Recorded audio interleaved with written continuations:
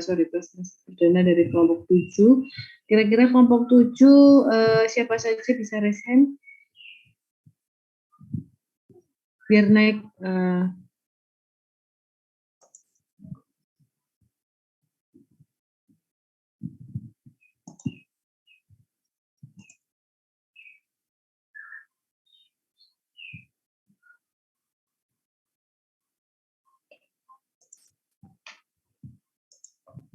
Oke, kelompok 7, 5 orang ya. Ada Dede Maulana Mahendra, kemudian Muhammad Salman, Wahyunur Hidayat, lalu Ibu Tuhari Arya Bagiada, dan Haki Agung Malik Perdana.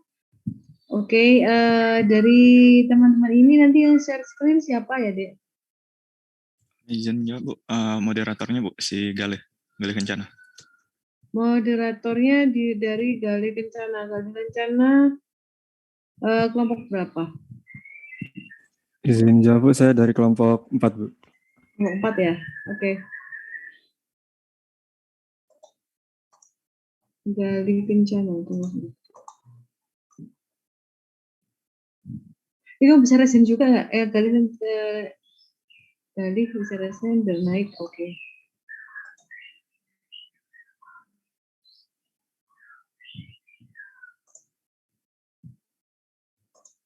Oke, Gali sudah saya jadikan co-host, Dek. Jadi nanti silakan dipandu untuk presentasi dari kelompok pertama ya. Ini berkenaan dengan materinya adalah mesin bubut. Nah, sebelum kita mulai nanti perlu diperhatikan ya teman-teman. Jadi nanti sepanjang presentasi teman-teman peserta perkuliahan, jadi nanti cukup untuk melihat dulu. Jadi silakan dilihat, kemudian jika ada pertanyaan bisa diutarakan pada saat nanti sesi tanya jawab. Nanti akan dipandu oleh Galih ya. Lalu apa lagi ya yang kurang? Oh ya, ini jam 1:10, yang peserta yang hadir ada 37, kita ada 42. Salah ya. Oke, kita absensi dulu saja. Jadi saya akan keluarkan sesi dulu. Kode, silahkan teman-teman absen terlebih dahulu. Sambil kita nunggu temannya, ini masih ada 37 orang, kurang 5, 6 sama saya. Apakah terlihat? Terlihat, Bu. Terlihat, Bu. Oke, silahkan absensi dulu. Permisi, Bu. Mohon maaf interupsi. Saya dari kelompok 3, Bu. Maaf, Bu. Oh, kelompok 3. Iya, Oke, Gali. Ya, saya cek.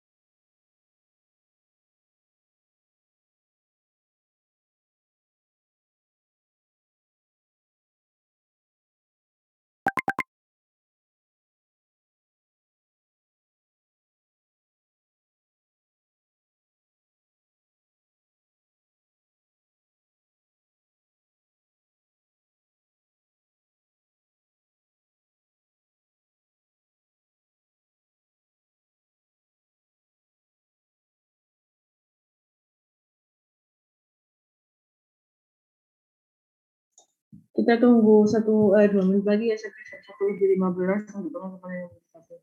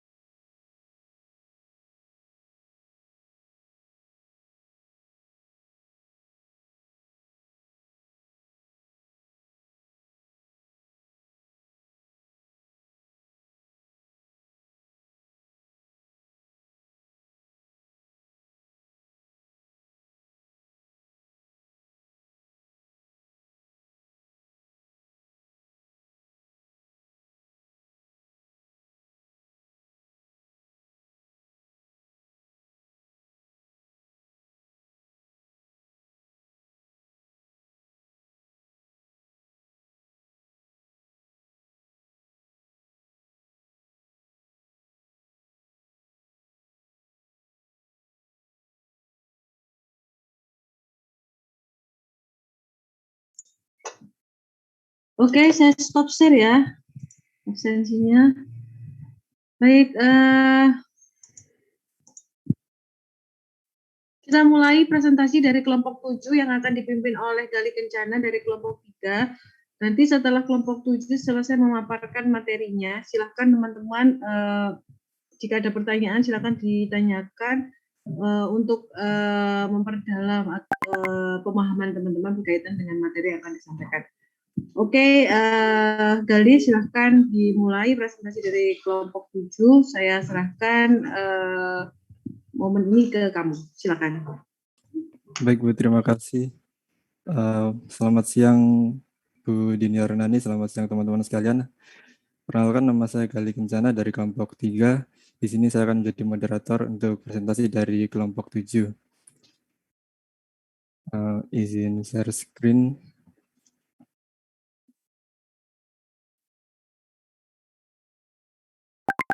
Baik, di sini dari kelompok 7 akan menjelaskan tentang latte atau turning process. Kemudian nanti setelah presentasi akan ada sesi tanya jawab maksimal 10 penanya yang dibagi dalam 3 termin. Mungkin masing-masing kelompok yang tidak presentasi bisa minimal menanyakan 1 pertanyaan. Baik, saya serahkan ke kelompok 7 untuk presentasi, silakan.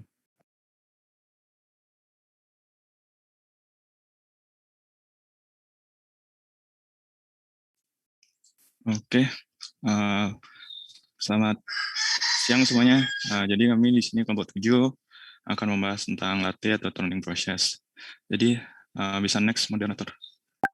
Jadi sebelum kami membahas materi tentang latte proses, izinkan kami untuk memperkenalkan diri kami masing-masing. Pertama saya Ibtu Hari Arya Buyada dengan RP 5007 201 202. Kemudian ada teman saya Mas Gede, monggo. Perkenalkan, nama saya Gede Mulana Mahendra Divya dengan NRP 500 720 1069.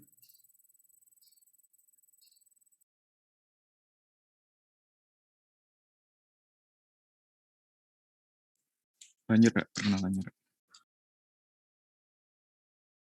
Perkenalkan, nama saya Wahyu Hidayat dengan NRP 500 720 1172.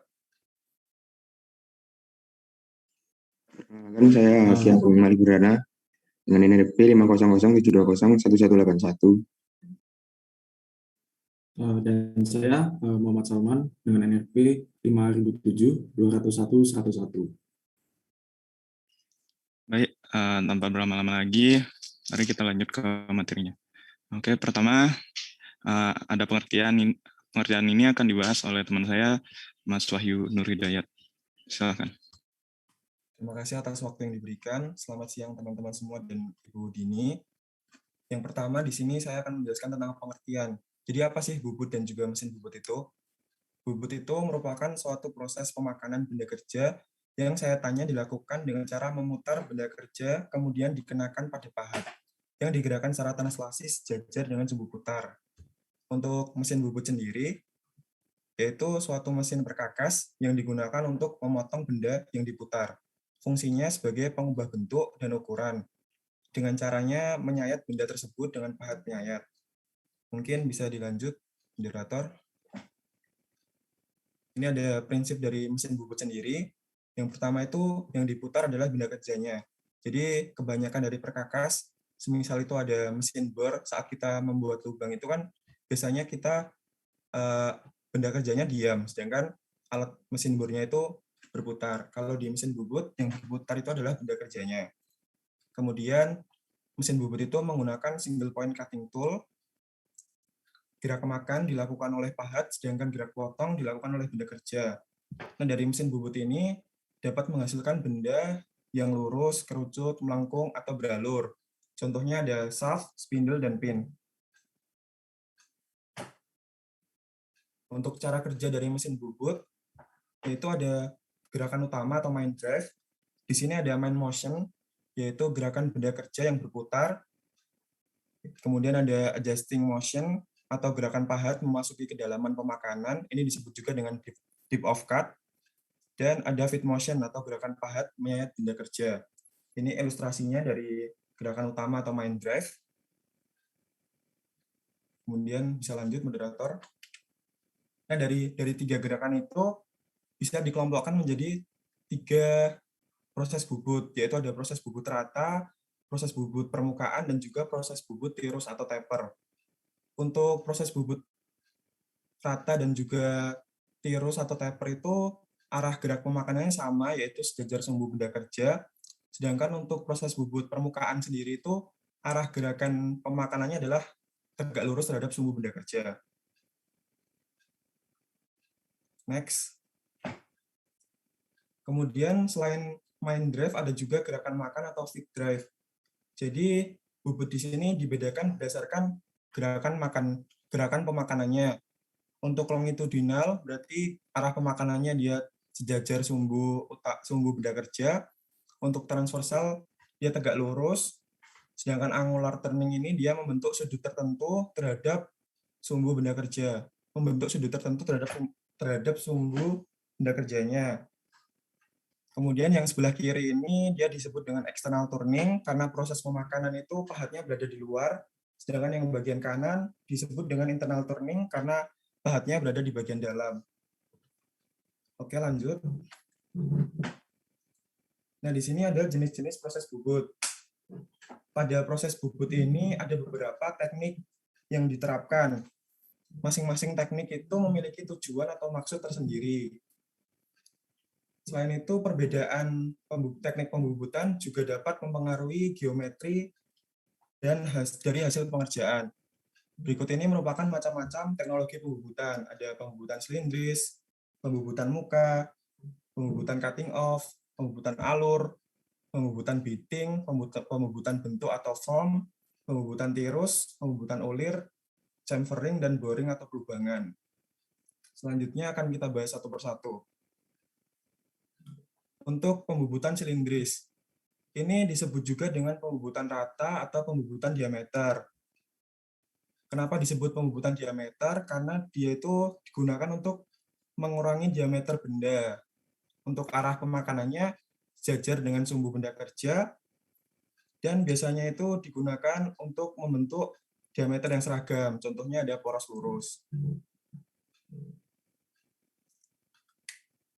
Next, pembubutan muka atau face cutting, yaitu merupakan proses penyayatan di mana gerakan pahat bubut tegak lurus dengan sumbu benda kerjanya. Digunakan untuk menyayat permukaan, ujung benda kerja, serta mengurangi pahat benda kerja. Next. Ada pembubutan cutting off. Kalau pembubutan cutting off ini dengan pahat bubut, kemudian pahat bubutnya ini dia memiliki sudut yang kurang dari 90 derajat terhadap sumbu benda kerjanya. Oke, next. Ada pembubutan alur atau resizing. Sebenarnya pembubutan resizing ini mirip dengan pembubutan yang sebelumnya tadi, cuma perbedaannya di sini sudut pahatnya itu sejajar dengan sumbu benda kerja atau 90 derajat. Kemudian ini juga biasanya digunakan untuk membentuk alur pemisah dari alur silindris dan juga ulir. Lanjut. Ada pembubutan bitting. Pembubutan bitting ini merupakan pembubutan ujung atau muka. Arah pemakanannya dia sejajar, kemudian digunakan untuk membuat alur atau lubang besar pada permukaan benda kerja. Kemudian ada pembubutan bentuk. Untuk pembubutan bentuk ini, bentuk pahatnya unik karena dia besar dan biasanya disebut dengan pahat bentuk bubut. Lanjut, ada pembubutan tirus. Pembubutan tirus ini yaitu digunakan untuk membuat perbedaan diameter secara konstan. Ini contohnya ada untuk membuat poros tirus atau konis. Next, ada pembubutan ulir. Pembubutan ulir ini digunakan untuk membuat bentuk ulir. Terdiri dari pembubutan ulir luar yang sebelah kiri ini dan pembubutan ulir dalam. Next, ada chamfering. Itu merupakan pembubutan pada sudut benda kerja menggunakan ujung pahat. Dilakukan untuk memiringkan bagian ujung benda kerja. Hal ini dilakukan untuk menghilangkan bor atau sisa material. Dan hasil dari chamfering ini dikenal dengan istilah chamfer. Kemudian ada pembubutan boring atau pelubangan. Ini digunakan arah gerak pemakanannya ini juga sejajar dengan sumbu benda kerja, mirip dengan pembubutan silindris, namun untuk boring ini dilakukan di dalam benda kerjanya. Kemudian tujuan dari pembubutan boring ini adalah untuk memperbesar diameter lubang pada benda kerja. Next. Nah, ini ada bagian-bagian dari mesin bubut. Ada nomor 1, seperti yang ditunjukkan pada gambar, ada headstock. Nomor 2 ada knob, nomor 3 ada handle, nomor 4 ada cuk, nomor 5 ada benda kerja pahatnya. Kemudian nomor 6 ini ada pahat, nomor 7 ada tool post atau eretan atas, nomor 8 ini ada eretan lintang, nomor 9 ada bed mesin, nomor 10 ini merupakan senter jalan, kemudian nomor 11 tailstock, nomor 12 pengunci barel, nomor 13 latch screw, nomor 14 feeding shaft, nomor 15 roda pemutar, 16 rem mesin, 17 main switch, 18 coolant motor switch, nomor 19 tabel mesin, dan nomor 20 pengatur arah, serta nomor 21 handle lead screw. Untuk lebih detailnya akan dibahas di slide berikutnya. Yang pertama itu ada bed. Bed di sini itu sebagai support terhadap mayoritas komponen dari mesin bubut. Kemudian masanya besar dan dibuat dengan material yang kaku. Bed sendiri itu terdiri dari 2 macam penampang, yaitu penampang yang dikeraskan dan juga yang dikerjakan. Kemudian pada mesin bubut gap bed, bagian bed ini di depan headstocknya dapat dilepas. Hal ini tujuannya adalah untuk mengakomodasi benda kerja yang diameter lebih besar. Next, kemudian ada carriage assembly. Ini merupakan satu bagian, tapi tersusun dari berbagai macam komponen. Seperti yang terlihat pada gambar, ada berbagai macam komponen. Kemudian cutting tool dapat dipasang pada bagian tool post. Cross slide ini bergerak secara radial ke dalam dan keluar untuk cross slide-nya. Kemudian apron dilengkapi dengan mekanisme manual dan juga gerakan mekanis. Kemudian ada kepala tetap atau headstock, itu dilengkapi dengan motor, puli, dan V-belt yang menyuplai daya ke spindle dengan kecepatan rotasi yang bervariasi. Kebanyakan headstock dilengkapi dengan satu set gear, dan beberapa memiliki berbagai drive untuk mengatur kecepatan rotasi secara kontinu. Oleh karena itu, headstock ini berperan penting terhadap berjalannya spindle. Untuk selanjutnya akan dijelaskan oleh teman saya. Iya. Untuk yang berikutnya itu yaitu tailstock. Di sini dapat meluncur di area luncur dan dijepit di mana saja, mendukung workpiece yang lainnya. Yang kedua, dilengkapi dengan center dan juga dapat dipasang dengan drill dan reamers untuk mengebor lubang. Oleh karena itu, tailstock berperan sebagai tempat pemasangan alat-alat seperti yang dijelaskan sebelumnya. Berikutnya, yang kelima yaitu feed rod and lead screw. Itu didukung oleh satu set gear yang ada di headstock. Feed rod berputar saat mesin bubut beroperasi dan memberikan gerakan ke kereta luncur dan geser silang dengan roda gigi, kopling gesekan, dan alur pasak. Head screw berfungsi sebagai tempat mur split. Oleh karena itu, equipment ini berperan sebagai penyedia gerakan bagi kereta luncur dan geser silang dan tempat bagi mur split. Berikutnya itu jenis-jenis mesin bubut. Jenis mesin bubut ini dibagi menjadi dua, itu berdasarkan dimensinya dan berdasarkan prinsipnya. Untuk yang berdasarkan dimensinya ada 4, yaitu mesin bubut ringan, mesin bubut sedang, mesin bubut standar, dan mesin bubut beralas panjang. Untuk berdasarkan prinsipnya yaitu mesin bubut center lead, yang kedua mesin bubut sabuk, yang ketiga mesin bubut vertical turning, yang keempat mesin bubut facing lead, yang lima mesin bubut tur, yang keenam mesin bubut turret sail, yang tujuh mesin bubut turret vertikal. Berikutnya. Nah, untuk yang pertama ini itu mesin bubut berdasarkan dimensinya. Yang pertama mesin bubut ringan.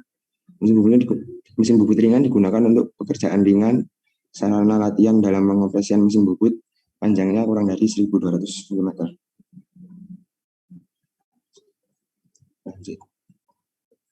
Kemudian akan dijelaskan oleh teman saya.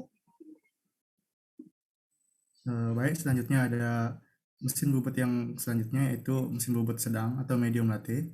Itu konstruksinya lebih kompleks dan detail daripada sebelumnya dan dapat mengerjakan tugas menengah dengan presisi yang tinggi dan dapat juga digunakan untuk mengerjakan workpiece yang lebih besar. Next.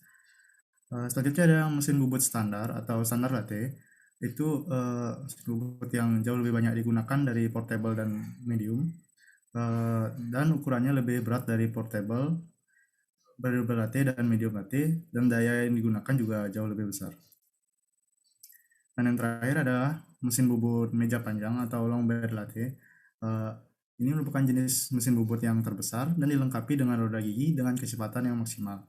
Dan ini lebih sering dijumpai di pabrik-pabrik yang besar. Kemudian dilanjutkan dengan mesin bubut berdasarkan prinsipnya. Yang pertama adalah mesin bubut yang bekerja secara center atau center lathe, yaitu prinsip kerjanya menggunakan poros spindle. Poros spindle mempunyai suatu cak yang berahang. Cak yang berahang menjadi pusat sumbu, sementara sisi lain hanya sebagai alat pemutarnya saja. Selanjutnya akan dilanjutkan oleh teman saya. Baik, kemudian ada mesin bubut sabuk. Ciri khas yang dimiliki dari mesin bubut ini adalah sabuknya. Sabuk tersebut memiliki fungsi untuk memutar roda gigi, kemudian sabuk tersebut letaknya melingkar pada roda gigi, dan sabuk tersebut dapat berputar dengan putaran dari poros spindle yang sudah dikaitkan dengan sabuk. Kemudian, adapun arah putaran dari roda gigi terhadap pahat, yaitu bergerak memutar dengan konstan dan berguna untuk membentuk bulir. Next. Kemudian ada mesin bubut boring, milling, dan vertical turning. Mesin bubut ini sangat mudah dioperasikan dan dapat dioperasikan secara otomatis dan pengerjaannya tergolong cepat. Oleh karena itu, banyak pabrik industri yang menggunakan mesin ini karena pengerjaannya menjadi lebih mudah dan cepat diselesaikan. Next. Lanjut, ada mesin bubut facing lathe. Mesin bubut facing lathe merupakan mesin bubut khusus. Dikatakan khusus karena gasnya hanya dapat dipergunakan pada material datar atau berbentuk piringan, sehingga tidak dapat digunakan pada material berbentuk silinder ataupun balok. Mesin bubut ini memiliki suatu cangkram yang berada di atas piringan yang berupa plat berukuran besar. Kemudian pada proses pembuatannya bekerja pada dua buah sisi piringan. Next. Nah, kemudian ada mesin bubut turret. Mesin bubut ini cocok digunakan untuk produksi massal dikarenakan dioperasikan secara semi otomatik dan juga memiliki rentang operasi yang luas. Dalam mengoperasikan mesin ini diperlukan waktu dan juga keterampilan dalam men-setting atau mengatur pengoperasian mesinnya. Kemudian selanjutnya ada mesin bubut turret saddle. Jenis ini sama seperti mesin bubut turret biasa yang sebelumnya, hanya saja mesin bubut turret saddle ini dalam pengaturannya menggunakan saddle untuk menghasilkan material yang identik atau persis. Mesin bubut ini mempunyai turret yang dipasang langsung pada saddle yang bergerak dengan arah maju mundur dengan turret tersebut. Next. Dan yang terakhir ada mesin bubut turret vertikal, di mana mesin ini mirip dengan mesin freeze-bore vertikal. Ciri khas dari mesin ini yaitu memegang pahatan menggunakan pengaturan turret. Turret dipasang di atas rel penyilang, kemudian mesin ini terdiri dari mesin putar atau pencengkram dengan posisi horizontal. Next. Baik, kemudian ada sudut potong pada cutting tool mesin bubut yang akan dijelaskan oleh teman saya. Terima kasih. Baik, terima kasih pada Mas Hari. Selanjutnya, izin mengenalkan diri, nama saya Salman. Sini saya akan menjelaskan mengenai sudut potong pada cutting tool mesin bubut. Jadi, sebelum kita memahami sudut potong dari cutting tool itu, kita harus mengetahui apa saja subbab yang harus dikuasai. Yang pertama itu prinsip dari tool angle selection in latte cutting. Yang kedua itu komposisi dari cutting toolnya atau cutting partnya. Terus yang ketiga itu bidang bantu untuk mengukur alat pemotong, dan yang terakhir adalah sudut geometri utama dan pemilihannya. Oke, next. Jadi prinsipnya itu adalah tool angle selection ini penting. Tujuannya untuk menentukan parameter dari alat cutting partnya. Next. Lalu yang kedua adalah mengenai komposisi atau bagian-bagian dari cutting toolnya. Di situ yang pertama ada red face, dia itu cirinya permukaan. Nah, fungsi utamanya itu dia adalah mengarahkan aliran tatal, meninggalkan permukaan benda kerja, dan mengatur gaya potong. Yang kedua itu adalah main flank face, di mana definisinya adalah dia merupakan permukaan yang bersentuhan dan berinteraksi terhadap workpiece atau benda kerjanya. Yang kedua, yang selanjutnya adalah secondary flank face. Nah, secondary flank face ini mirip-mirip dengan main flank face. Cuman bedanya dia ini dia itu luasannya itu berlawanan gitu dengan benda kerjanya. Terus yang selanjutnya adalah main cutting edge, di mana definisi mudahnya dia itu seperti garis persimpangan. Garis persimpangan di antara red face dari tool dan main flank. Terus selanjutnya ada secondary cutting edge.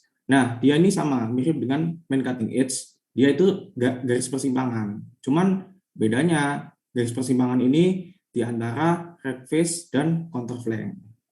Selanjutnya ada tooltip. Nah, kalau tooltip dia itu persimpangan antara main cutting edge dan secondary cutting edge. Gitu. Next. Lalu yang ketiga, setelah kita memahami komponen dari cutting toolnya, kita harus memahami bidang bantu untuk mengukur alat pemotong itu. Nah, di sini dibagi tiga. Ada cutting plane, yang kedua adalah base plane, dan yang ketiga adalah orthogonal plane. Next. Nah, yang pertama adalah cutting plane. Nah, cutting plane ini adalah area yang memotong di titik terpilih dari main cutting edge, dan posisinya dia tegak lurus dengan bidang datar. Next. Dan yang kedua adalah base plane. Nah, base plane ini adalah area yang melewati titik terpilih dari main cutting edge dan posisinya sejajar dengan area bawah dari shank. Yang ketiga selanjutnya. Nah, yang ketiga ini ada orthogonal plane. Nah, orthogonal plane ini cirinya dia adalah area yang tegak lurus dengan cutting plane dan base plane. Oke, next. Sehingga kalau digabungkan ketiga perspektif tadi akan menghasilkan seperti ini bidangnya. Ada cutting surface, ada orthogonal surface, dan juga ada base surface. Next. Nah, setelah kita memahami bidang bantunya, kita juga harus mengetahui sudut geometri utama dan pemilihannya nanti gitu. Nah, di sini ada 5 prinsip. Yang pertama adalah prinsip right angle selection, yang kedua adalah prinsip back angle selection, yang ketiga adalah prinsip cutting edge angle selection, yang keempat adalah prinsip secondary deflection selection, dan yang terakhir adalah prinsip inclination angle. Next. Nah, yang pertama adalah prinsip right angle. Jadi right angle ini cirinya dia itu menyelesaikan konflik antara kekukuhan dan ketajaman material. Itu tujuannya. Lalu untuk menentukan right angle, langkah pertamanya kita harus menentukan permukaan kekasaran materialnya. Nah, jika materialnya itu hard disk-nya besar, maka right angle-nya itu kecil. Begitu juga sebaliknya. Nah, setelah kita menentukan permukaan kekasaran materialnya, langkah kedua itu kita menentukan besar dari front angle. Maka kalau misalnya right angle-nya kecil, dia itu terjadi di rough machining gitu. Dan dia akan besar saat terjadi finishing machining. Dan sudut yang dibolehkan tuh antara minus 5 derajat sampai dengan 25 derajat. Next. Yang kedua adalah back angle. Nah, back angle ini mempertimbangkan sifat material. Nah, kalau misalnya kita menginginkan back angle yang besar, maka dia bisa dilaksanakan di finishing machining. Kalau back angle-nya kecil, dia biasanya terjadi di rough machining. Nah, setelah kita mempertimbangkan material tadi, kita harus mempertimbangkan kekerasan dari material itu. Nah, semakin hard disk-nya besar, maka back angle-nya itu cuman membutuhkan nilai yang kecil. Nah, tujuannya apa? Nah, tujuannya itu meningkatkan kekukuhan dari cutter head, salah satu bagian dari mesin bubut tadi. Nah, sudut yang diperbolehkan itu antara 6 derajat sampai 12 derajat. Oke, next. Yang ketiga itu adalah cutting edge angle atau simbolnya itu KR. Nah, KR ini mempunyai ciri kekakuan dari material itu harus diperhatikan. Nah, kalau material itu punya kekakuan yang bagus, maka kita cukup membutuhkan cutting edge angle yang kecil. Tujuannya apa? Nah, tujuannya itu meningkatkan umur dari alat bubut atau cutting tool tadi. Nah, dan juga meningkatkan hilangnya panas dan kekerasan. Nah, yang kedua adalah geometri workpiece atau geometri bidang kerjanya. Nah, kalau misal kita mengerjakan benda itu pada saat processing steps, cutting edge angle ini membutuhkan sudut 90 derajat. Nah, kalau misalnya workpiece-nya itu ada di tengah, kita cukup menggunakan sudut 60 derajat. Oke, next. Dan yang terakhir adalah bukan terakhir. Yang keempat adalah secondary deflection angle. Nah, atau disebut dengan KR aksen simbolnya. Nah, untuk langkah-langkahnya pertama alat bubut, workpiece atau benda kerjanya dan clamp itu harus memiliki kekakuan yang cukup sehingga nanti nilai dari secondary deflection angle-nya yaitu kecil. Nah, kalau misal dia ditaruh di nature of processing, dia membutuhkan secondary deflection angle yang besar. Lalu kalau dia di finish machining, sudut yang diperbolehkan antara 10 sampai 15 derajat. Dan kalau di rough machining, dia cukup membutuhkan 5 derajat sudutnya. Oke, next. Dan yang terakhir adalah inclination angle. Nah, ini dia itu bergantung pada the nature of machining gitu. Nah, di rough machining dia itu juga punya impact yang bagus. Nah, kalau misal dilakukan inclination angle dengan sudutnya itu sama dengan atau kurang dari 0, maka gaya impact-nya itu rendah. Sehingga kalau pengen gaya impact-nya bagus, dia harus sama dengan 0 atau di atas 0 derajat. Oke, next. Oke, lalu jenis-jenis pahat dan geometrinya. Mungkin bisa dilanjutkan oleh teman saya. Monggo silakan, terima kasih. Ya, yang berikutnya yaitu jenis pahat dan geometrinya. Untuk jenis pahat terdapat 7 jenis, yaitu pahat ulir, pahat potong, pahat bubut sisi, pahat bubut rata, pahat chamfer, pahat bentuk, dan pahat alur. Untuk geometri pahat, istilah geometris pada pahat bubut yaitu sudut potong samping, sudut potong depan, sudut buang, sudut bebas sisi, dan sudut bebas depan. Lanjut. Yang pertama yaitu pahat ulir. Pahat ulir ini digunakan untuk membuat ulir yang dibutuhkan dalam skala besar ataupun kecil. Jenis pahat ulir ini bisa dipakai untuk membuat ulir kanan, ulir kiri, ulir tunggal, dan ulir ganda. Kemudian di sudut pahatnya sendiri memiliki pengaturan yang bisa dibentuk sesuai hasil produksinya. Dan di sini ada contoh gambarnya, itu untuk hasil ulir luar seperti ini. Dan ini alat yang di tengah bagian kiri itu alat patah pahatnya, ulir luar. Dan untuk yang ulir dalam itu seperti yang di kanan itu, sisi kanan itu, yaitu untuk baut dan mata pahatnya seperti itu. Dan perbedaannya itu antara tegak lurus dan yang satunya membentuk bidang L gitu. Terus lanjut. Yang kedua itu pahat potong. Pahat potong memiliki fungsi sebagai memotong alat kerja pada saat machining. Untuk proses pemotongan jenis bubut potong ini bekerja dengan tambahan senter yang digunakan sebagai penahannya.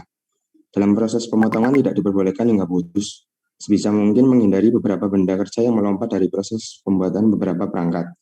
Bahkan dari patahnya pahat harus bisa dicegah untuk menimbang pahat potong kerja maksimal. Dan ini contoh mata pahat potong. Lanjut. Pahat bubut sisi. Fungsi dari pahat bubut sisi ini yaitu digunakan untuk permukaan ujung benda kerja sampai memiliki tekstur yang rata. Pahat bubut sisi memiliki sudut baji 55 derajat. Sudut bebasnya pada gambar ini 10-13 derajat dan sudut buangnya 12-15 derajat. Maka sudut potongnya itu dari penjumlahan sudut baji dan sudut bebas. Lanjut. Yang berikutnya itu pahat bubut rata. Pahat bubut rata dapat digunakan untuk proses pembuatan diameter luar benda kerja. Besar sudut puncak pahat bubut rata biasanya mencapai 80 derajat. Kemudian untuk macam pahatnya sendiri terdapat 2 macam, yaitu pahat rata kanan dan pahat rata kiri. Dan ini yang untuk yang kiri ini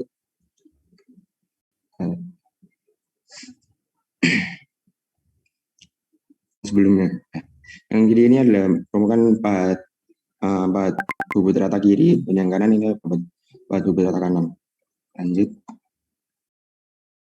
Yang berikutnya itu pahat chamfer. Fungsi dari pahat chamfer yaitu digunakan untuk proses chamfer di setiap ujung permukaan benda kerja. Jenis chamfer ini memiliki sudut umum mencapai 0,2 mm dikali 45 derajat. Ini merupakan contoh mata pahat chamfer. Lanjut. Pahat bentuk. Pahat bentuk ini memiliki fungsi sebagai membentuk permukaan benda kerja, dan untuk bentuknya terdiri dari banyak macam bentuk, sehingga fungsinya bisa bisa disesuaikan dengan keinginan operator. Lanjut.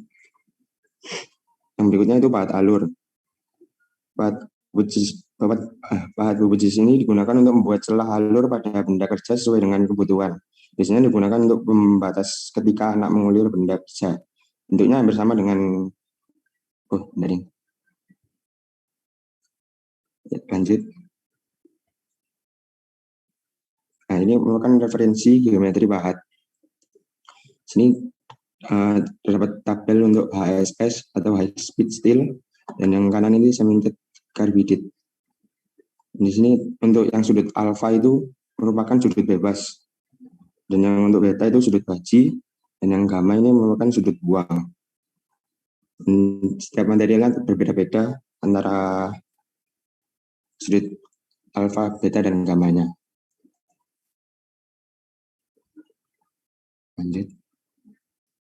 Dan untuk bentuk pahatnya seperti ini, yang sesuai dengan mata pahat bubut itu. Dan yang kanan ini memiliki keterangan kayak pahat kiri, hasilnya seperti ini, pahat potong, dan seterusnya seperti itu.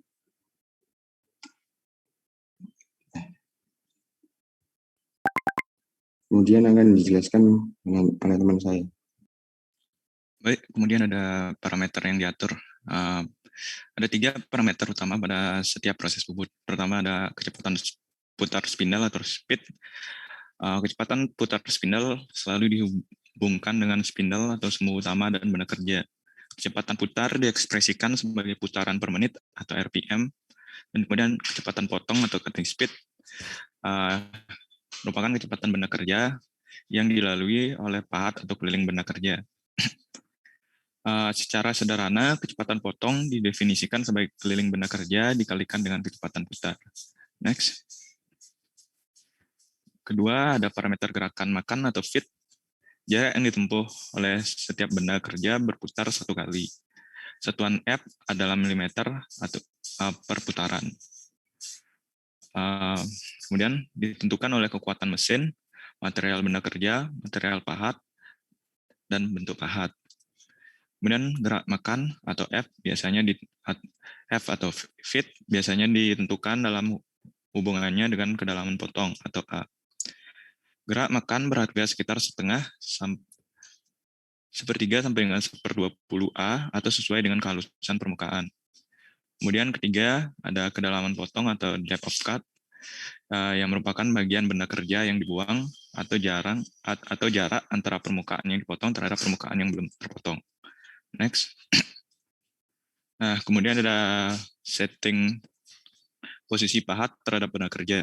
Setting ini menempatkan titik 0 benda kerja yang sudah terlebih dahulu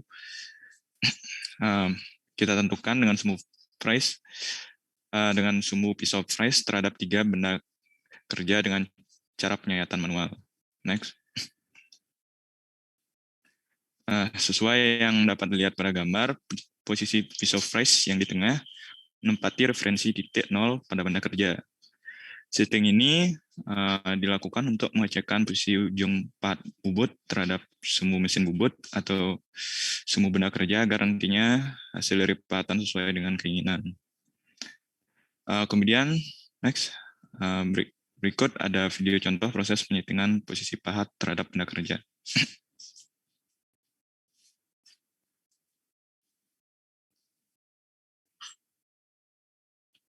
Moderator nggak kedengeran suaranya?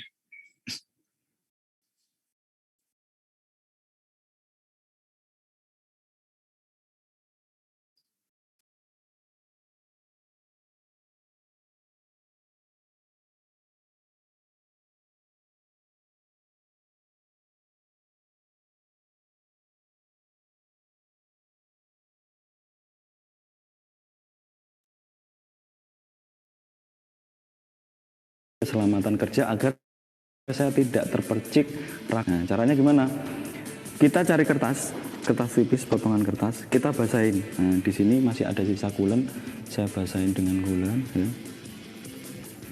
Nah, sini ya, seperti ini. Ya. Terus kemudian kita taruh di atasnya. Kita taruh di atasnya.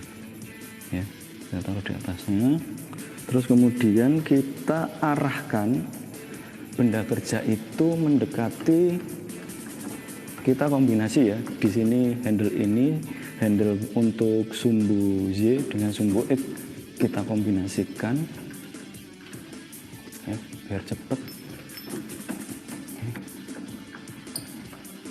Nah, setelah kira-kira mendekati, kemudian untuk naik turunnya handle-nya kita putar, kita naikkan.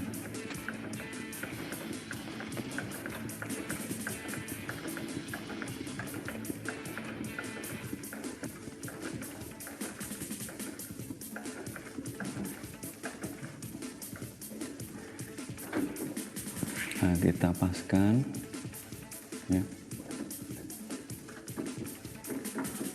Nah, itu udah hampir. Nah, terus kemudian kita putar searah jarum jam, kita setting, kita coba untuk kecepatan tinggi dulu, kita on kan. Biar gampang, ininya saya deketin, ya. Terus kemudian ini saya on kan. Sekarang saya akan mulai setting.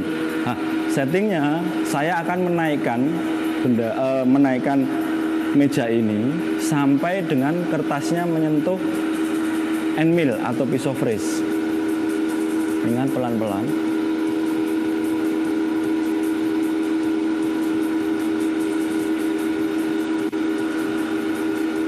Perhatikan.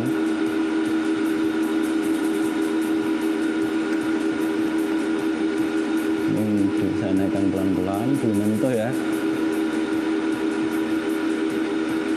Belum menyentuh.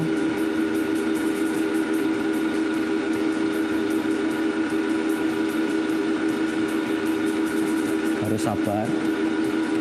Pelan-pelan.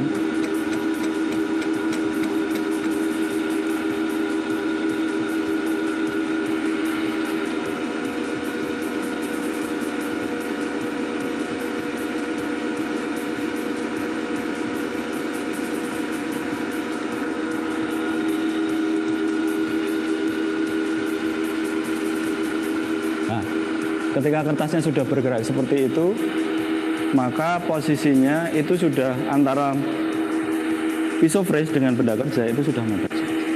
Nah, kemudian kita geser.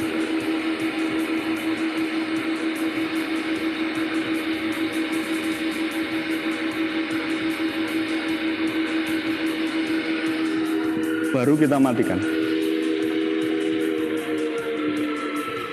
Nah, terus kemudian kita rem. Oke, dapat di stop moderator. Oke.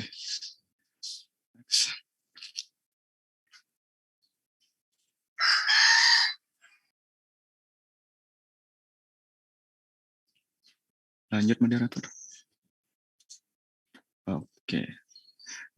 Kemudian ada cutting speed atau namanya CS.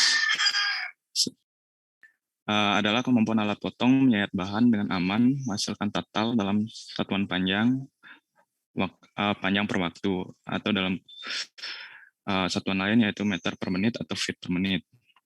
Adapun rumus dari cutting speed ini yaitu Pi kali diameter kali kecepatan putar atau RPM. Dengan satuannya itu meter per menit. Kemudian dapat di next. Kemudian ada tools data untuk cutting speed. Biasanya kecepatan potong untuk berbagai macam bahan teknik yang umum dikerjakan pada proses pemesinan sudah diteliti atau diselidiki pada para ahli dan sudah dipatenkan dan dituliskan kecepatan potongnya. Seperti yang dapat dilihat pada tabel, ada dua alat bubut, yaitu alat pahat bubut ASS dan kemudian pahat bubut karbida. Pada umumnya hanya dua alat ini yang digunakan dalam permesinan bubut. Dapat dilihat pada tabel juga bahwa kecepatan pahat bubut karbida lebih tinggi daripada pahat bubut ASS. Contohnya pada baja lunak atau mild steel, kecepatan pahat bubut ASS atau height steel speed memiliki kecepatan 18 sampai 21 meter per menit. Sedangkan untuk pahat bubut karbida memiliki kecepatan 30 sampai 250 meter per menit. Lanjut. Kemudian ada perhitungan RPM. RPM atau kecepatan putaran mesin bubut adalah kemampuan kecepatan putaran mesin bubut untuk melakukan pemotongan atau penyayatan dalam satuan putaran menit. Adapun rumus dari RPM ini yaitu N atau RPM sama dengan 1000 kali cutting speed per Pi kali diameter dalam satuan RPM. Mungkin perlu dipertanyakan kenapa ada 1000 dikali 1000, karena satuan kecepatan dipotong dalam meter per menit, sehingga perlu dikonversi terlebih dahulu menjadi milimeter. Lanjut. Kemudian berikut adalah contoh perhitungan RPM. Sebuah baja lunak berdiameter 62 mm akan dibobot dengan kecepatan cutting speed atau cutting speed 25 meter per menit. Pertanyaannya adalah berapa besar putaran mesinnya? Jawabannya yaitu pertama ada rumusnya, yaitu N sama dengan 1000 kali cutting speed per P kali D.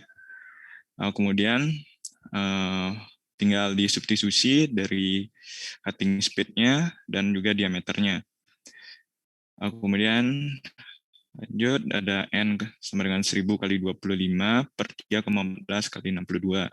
Sehingga didapatkan kecepatan putaran mesinnya adalah 128,415 RPM. Lanjut. Baik, kemudian ada kekasaran permukaan akan dipresentasikan oleh teman saya. Oke, terima kasih untuk kesempatannya. Jadi saat ini saya akan memaparkan tentang kekasaran permukaan. Jadi setiap permukaan dari benda kerja yang telah mengalami proses permesinan akan mengalami kekasaran permukaan. Yang dimaksud dengan kekasaran permukaan adalah penyimpangan rata-rata aritmetik dari garis rata-rata permukaan. Definisi ini digunakan untuk menentukan harga rata-rata dari kekasaran permukaan. Dalam dunia industri itu, permukaan benda kerja memiliki nilai kekasaran permukaan yang berbeda sesuai dengan kebutuhan dari alat tersebut. Next. Berikut saya akan menjelaskan mengenai profil permukaan. Untuk yang paling atas itu ada profil geometris ideal. Jadi profil ini merupakan profil dari geometris permukaan yang ideal yang tidak mungkin diperoleh dikarenakan banyaknya faktor yang mempengaruhi dalam proses pembuatannya. Kemudian untuk di bawahnya ada profil referensi atau reference profile, yaitu profil ini digunakan sebagai dasar dalam menganalisis karakteristik dari suatu permukaan.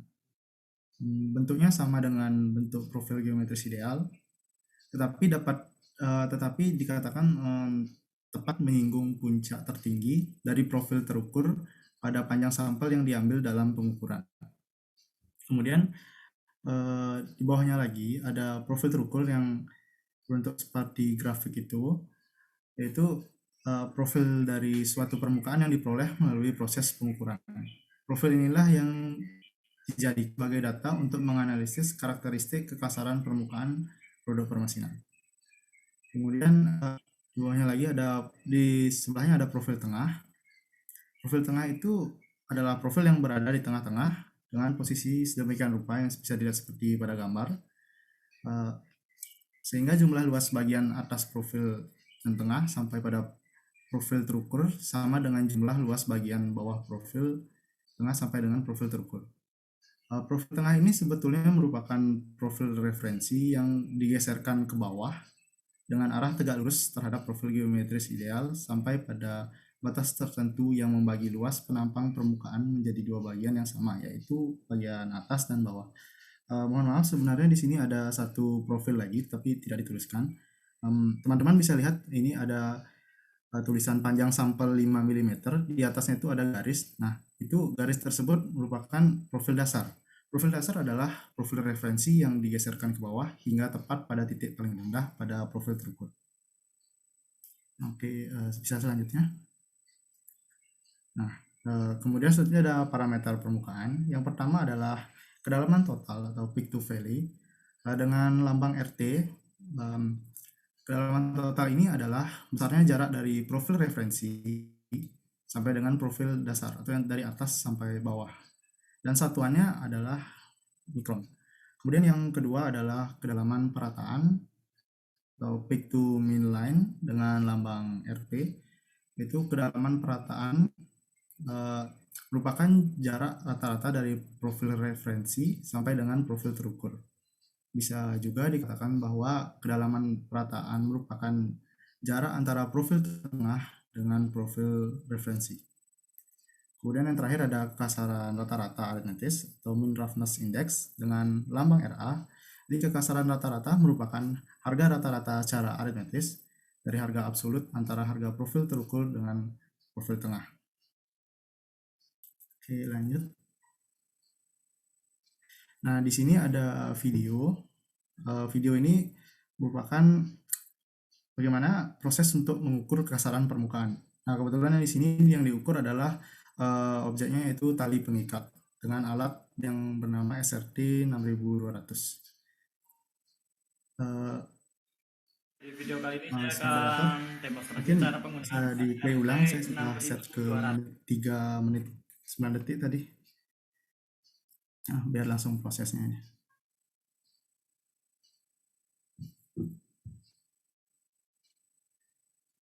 mm, kita gunakan 0,8 mm Sesuai dengan sesuai dengan Mas, maksudnya tabel dan menit 3 ketebalan menit 30 sampel yang kita ukur. Yang berikut adalah Nah, prosesnya.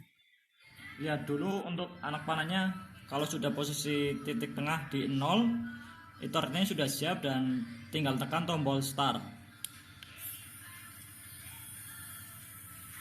Kalau belum, tinggal digeser alatnya hingga ke titik 0 anak panahnya.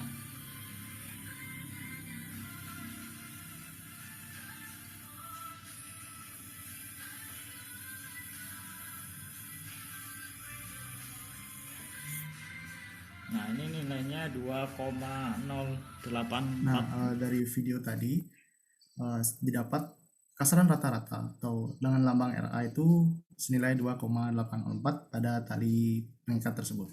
Oke, next.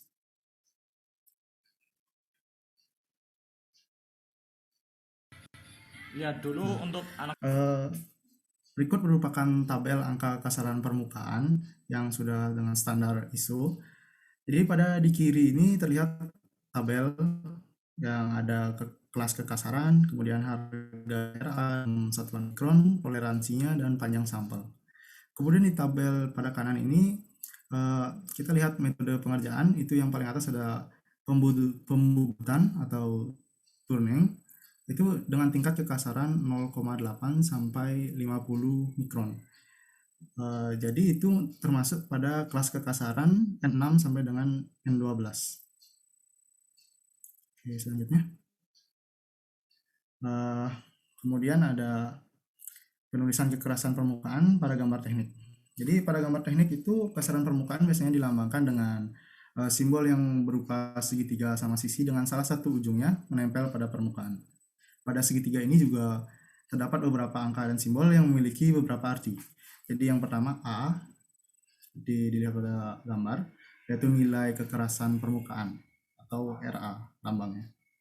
Ini menunjukkan kekasaran rata-rata maksimum yang diizinkan. Satuan yang umum digunakan adalah mikrometer, microinch atau RU, di mana 1 RU itu setara dengan 0,025 mikrometer.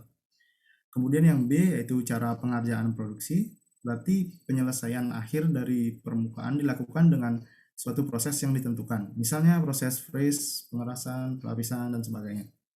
Kemudian yang C itu adalah panjang sampel, itu menunjukkan angka panjangnya sampel pengukuran yang harus diambil dalam pemeriksaan kekasaran permukaan dari komponen yang dibuat tersebut. Dan D adalah arah pengerjaan, dan E adalah kelebihan ukuran yang dikehendaki. Nah, jadi kelebihan ukuran yang dikehendaki ini menunjukkan bahwa dimensi permukaan yang akan dikerjakan harus diberi kelonggaran sebesar satuan yang diinginkan sebelum dilakukan penyelesaian akhir atau finishing dalam permesinan tersebut. Dan yang F adalah nilai kekasaran lain jika diperlukan. Oke, selanjutnya. Selanjutnya ada metode pencengkaman pada mesin bubur. Dalam proses kerja di mesin bubur itu ada 3 metode kerja untuk memegang atau mencekam benda kerja yang paling umum. Yang pertama adalah mencekam dengan chucks atau claw. Yang kedua adalah mencekam di antara 2 center, dan yang ketiga adalah mencekam dengan collets. Oke, yang pertama adalah mencekam dengan chucks atau claw. Ini adalah metode yang paling umum yang memiliki 3 atau 4 rahang dan dipasang pada poros utama.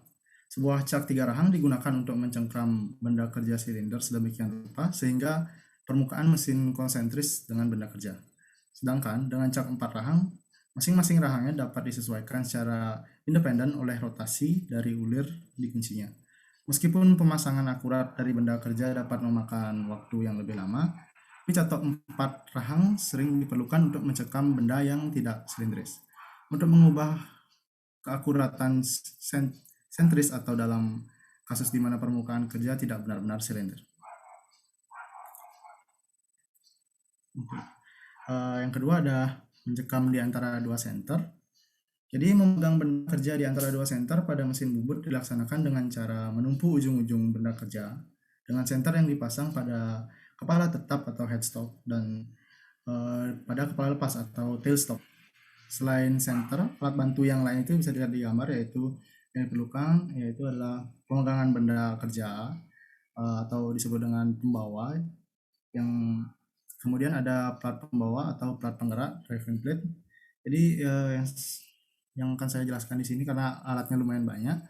Yang pertama adalah pembawa. Pembawa atau latte dog ini bisa dilihat seperti pada gambar ini, ada di pojok kanan atas itu yang ada bolong di tengahnya. Jadi ini ada dua tipe. Tipe yang pertama itu adalah yang ekornya berupa lurus dan yang kedua adalah ekornya berupa bengkok. Kalau yang ekornya lurus itu akan dipasangkan dengan driving plate yang memiliki tangkai atau ada di pojok kanan bawah itu. Sedangkan yang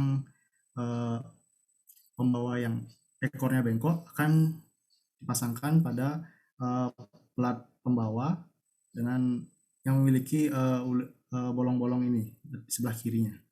Kemudian di sini ada senter yang bentuknya seperti peluru, ini adalah untuk memegang benda kerjanya. Ini ada dua jenis. Jadi ada yang senter mati dan senter hidup. Kalau senter mati itu yang ada di atasnya itu merupakan senter yang tidak bergerak atau diam.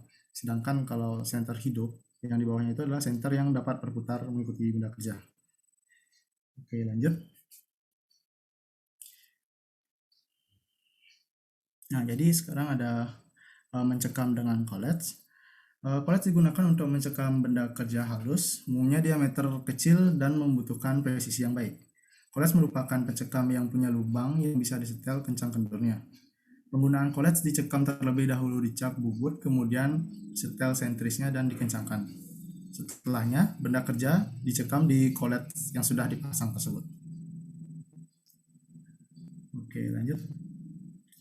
Nah, di sini ada waktu permesinan proses bubut. Jadi itu adalah banyaknya waktu yang diperlukan untuk menyelesaikan pekerjaan atau proses bubut tersebut.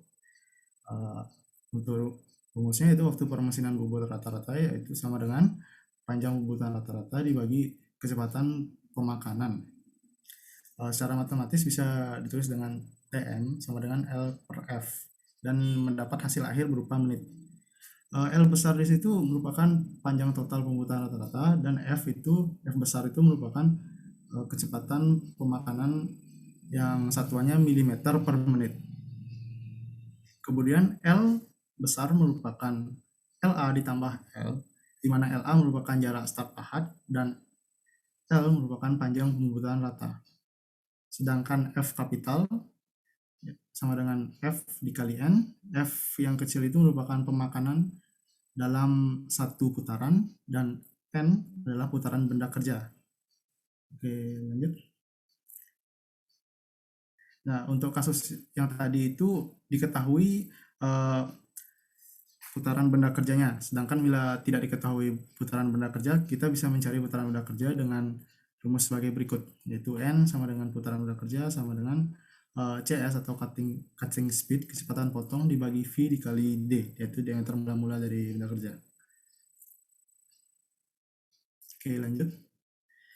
Nah, di sini ada sedikit contoh perhitungan. Misalnya ada contoh soal yang pertama, sebuah benda kerja dengan diameter terbesar D sama dengan 40 mm akan dibubut rata menjadi D sama dengan 30 mm sepanjang L sama dengan 65 mm.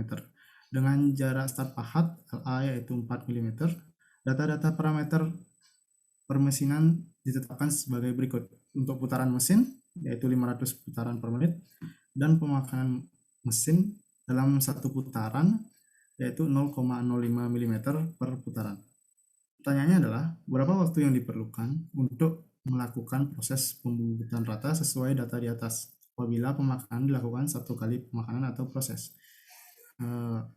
Soal bisa dijawab dengan prosedur di atas atau formula di atas. L sama dengan LA tambah L yang dapat 69 mm, kemudian F yaitu F dikali N dapat 25 mm per menit, dan TM L per F yaitu 69 dibagi 25 yaitu 2,76 menit. Next. Nah, ini contoh perhitungan, contoh soal yang apabila N-nya tidak diketahui. Yang N itu adalah putaran mesin kerjanya. Jadi soalnya itu sebuah benda kerja dengan diameter terbesar D sama dengan 30 mm akan dibubut rata menjadi D sama dengan 30 mm sepanjang L yaitu 70 dengan jarak start pahat 4 mm. Data-data parameter permesinannya ditetapkan sebagai berikut. Kecepatan potong 25 meter per menit dan pemakanan mesin dalam satu putaran yaitu 0,03 mm per putaran. Pertanyaannya adalah berapa waktu yang diperlukan untuk melakukan proses pembubutan rata sesuai data di atas apabila pemakanan dilakukan satu kali pemakanan atau proses. Nah, untuk jawabannya itu ada di sebelah kanan. N sama dengan 1000 dikali CS.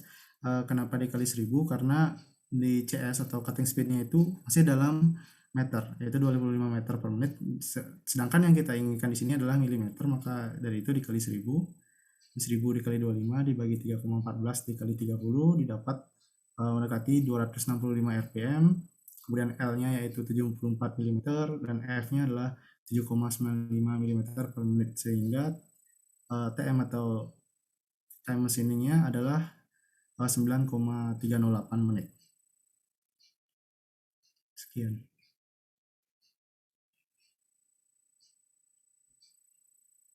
Baik, mungkin selanjutnya adalah sesi tanya jawab. Untuk termin pertama dibuka 3 penanya pertama. Silakan.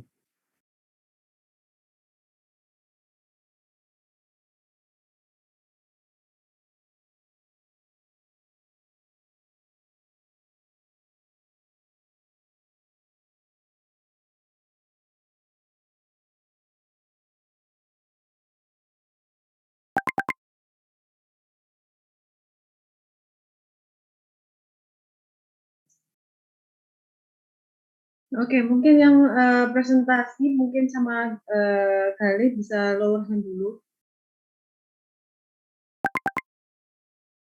Baik, kita cek manusia yang masih ada di sini ya.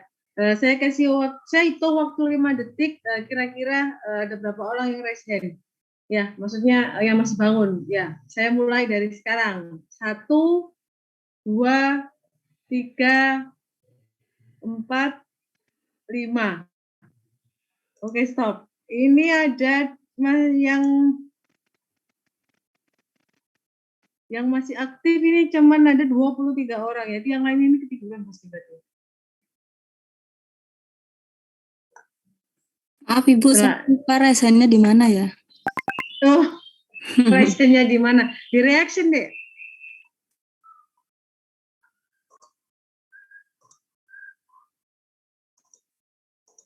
Oke, teman-teman, saat ini waktunya tanya jawab. Silakan disiapkan pertanyaannya. Jadi dari 41 ada 31 peserta ternyata ya. Oke, silakan lower hand semuanya. Oke, kemudian silakan Gali. Oh, ini sudah ada. Ini ada 3. Ini Yoga, Audrey, sama Jonathan mau bertanya? Enggak. Oke. Jadi silakan yang mau bertanya langsung raise hand, nanti akan dipandu oleh Gali lagi. Silakan Gali. Biar gak ngantuk Gali. Katanya anak-anak perlu gitu lagi. Baik, Bu. Ya mungkin karena Toton sudah raise hand, mungkin silakan Toton untuk bertanya. Iya, terima kasih atas kesempatannya. Jadi mau bertanya kepada kelompok yang tadi tentang mesin bubut, itu untuk yang pahatannya yang memakan benda yang dibubut itu, bahan yang sering digunakan apa ya, dan kira-kira tahan berapa kali pemakaian?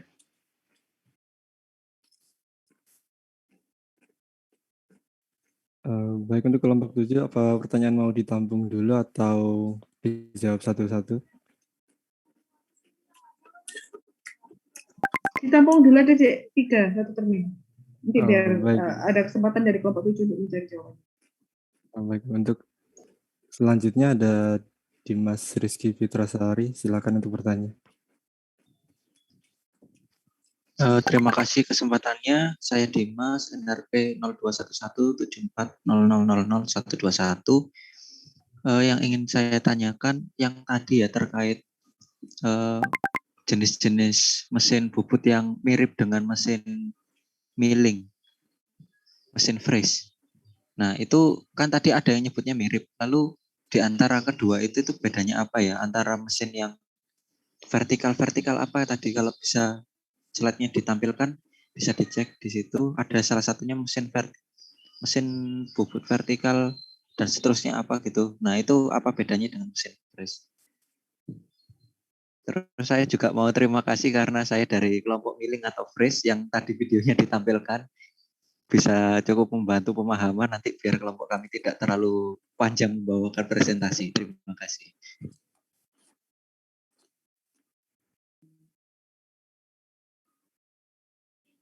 Baik, selanjutnya mungkin ada Mas Muhammad Taufikur Rahim. Silakan untuk bertanya. Oke, terima kasih kesempatannya. Saya mau tanya dari kelompok 6, apakah mesin bubut ringan ini mampu digunakan untuk semua proses yang udah dijelaskan tadi atau terbatas prosesnya? Gitu sih. Oke, terima kasih. Baik, untuk Mbak Sofia Nabila Savitri mungkin bisa di termin selanjutnya. Mungkin termin pertama dibatasi 3 dulu. Untuk kelompok 7 mungkin silakan.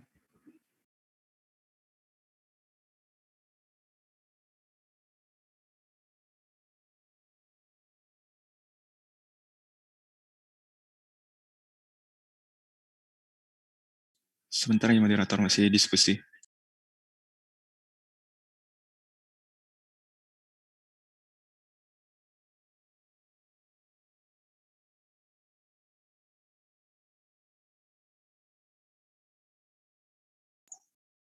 Mungkin lagi kelompok 7 berdiskusi, saya ingin memberikan beberapa memberikan pengumuman ya. Jadi di classroom ini tadi saya sempat memberikan beberapa materi, ada 7, sekitar ada 7 untuk berkaitan dengan machining. Jadi PDF untuk machining. Jadi ini adalah nanti perkenalan dengan machining model introduction sampai hitung force, chip, ya, kemudian pemilihan proses variabel, temperatur encoding dan sebagainya. Itu nanti bisa di-download teman-teman dan bisa dilihat dan kemudian dibaca-baca. Nah, nanti materi-materi ini akan saya sampaikan pada saat di sela-sela nanti ketika setelah atau sebelum dari kelompok presentasi kelompok. Jadi nanti akan saya berikan ini, dan ini memang sebenarnya adalah dasar sebelum di presentasi mesin. Jadi ya, ini kan teman-teman presentasikan langsung pada prosesnya. Nah, ini adalah dasar-dasar kira-kira apa sih machining itu bagaimana, kemudian kalau kita mau pilih mesinnya itu harus pertimbangannya apa, nah, lalu force, energi ya. Mungkin nanti juga akan dibahas lagi ya. Jadi memang untuk setiap jenis mesin itu akan mempunyai karakteristik energi dan force yang berbeda-beda. Jadi di sini saya menjelaskannya secara terminologi saja. Jadi tidak persamaan, atau kalau persamaan adalah persamaan umum yang bisa digunakan untuk keseluruhan proses. Jadi silakan ya nanti mulai lihat-lihat di pertemuan 1, jadi di atas.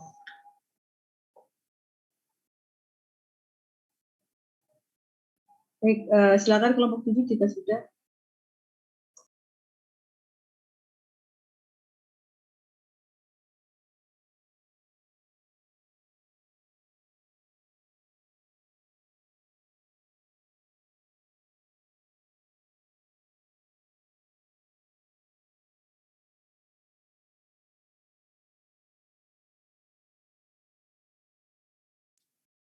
Baik, izin menjawab. Baik, silakan kelompok 7. Mungkin bisa share screen ya bentar, biar gitu. Auranya biar gampang.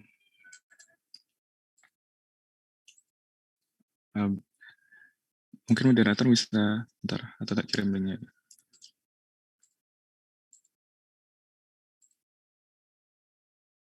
Perlu share screen deh, perlu share screen. Oh iya Bu, perlu share screen Bu, Saya bentar. buka aja, saya buka aja. Udah saya buka, silakan. Langsung aja. Baik Bu, terima kasih Bu.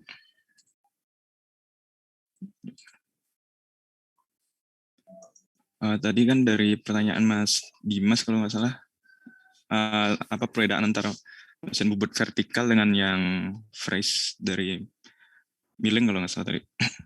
Jadi ntar saya start videonya. Nah jadi untuk cara tadi mohon maaf sebenarnya itu videonya salah. Mungkin nanti bisa ditampilkan yang benar saya tampilkan. Ini jadi untuk cara kerja mesin bubut vertikal itu sendiri ya seperti dapat dilihat pada video bahwa benda kerjanya diputar dan kemudian ada apa namanya ada pahatannya yang untuk apa namanya untuk membentuknya. Sedangkan untuk mesin fresh boring tadi itu ya kerjanya seperti yang sudah di apa namanya yang ditampilkan di video, yaitu kayak mesin bor biasa aja tapi dia tempatnya vertikal gitu sih. Sekian dari saya. Mungkin ada tanggapan. Terima kasih. Baik, untuk Mas Dimas mungkin ada tanggapan. Ya.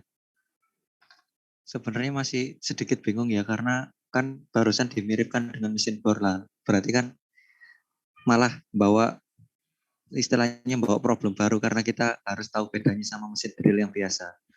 Maksud saya mungkin ada yang sudah diketahui gitu, maksudnya bedanya itu dari ininya. Tapi kalau memang belum tahu ya tidak apa-apa, nanti bisa saya coba cari juga di internet, barangkali ya ketemu bedanya juga.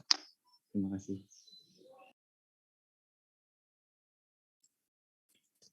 Baik, terima kasih Mas.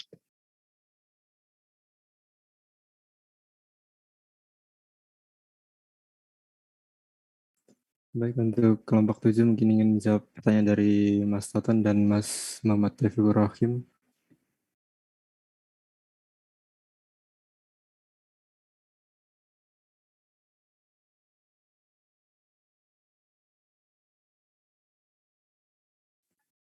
Izin menjawab pertanyaan dari Saudara Toton tadi mengenai material yang digunakan dalam pahat bubut, itu bisa menggunakan karbon, kemudian paduan cor, noveri, keramik, dan karbida. Sedangkan untuk ketahanannya sendiri itu tergantung dengan pengaruh suhu, kemudian ada indikator parameter pemotongan, dan ada waktu kecepatan speednya itu. Nah, dari situ untuk mengantisipasi keausan itu bisa dilapisi dengan ain, tin, dan ain atau tin. Mungkin ada tanggapan dari Saudara Toton. Baik, untuk Mas Toton mungkin ada tanggapan. Udah cukup menjawab sih. Terima kasih.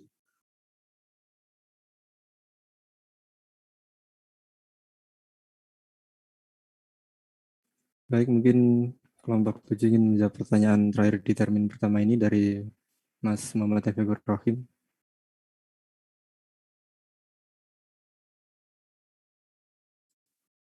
Baik, moderator izin menjawab. Baik, dipersilakan. Jadi kan tadi pertanyaannya untuk mesin bubut ringan itu apakah bisa untuk semua proses itu ya?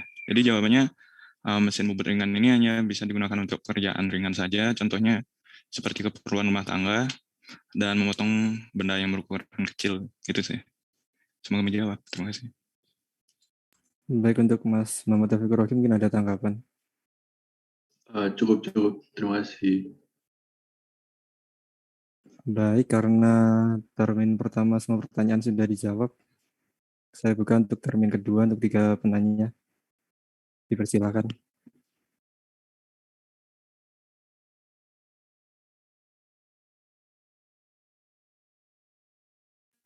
Baik, mungkin untuk Jangan lupa Mas, sebutkan kelompoknya, Dek ya.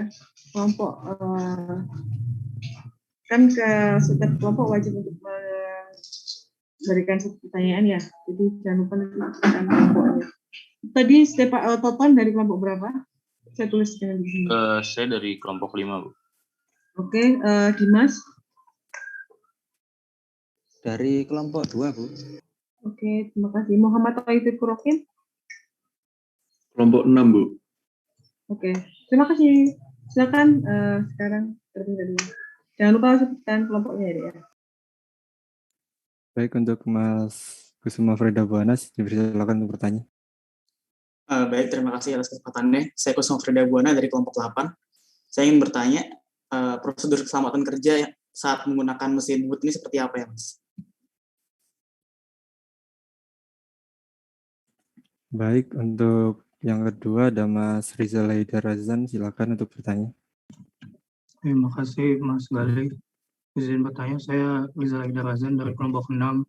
Mau nanya kalau kayak apa benda yang mau dibubut itu butuh hasil finishnya itu tuh kayak knurling gitu loh. Kayak pola garis-garis ngilang-ngilang gitu, itu proses bubut tuh mampu nggak ya menghasilin knurling? Terima kasih.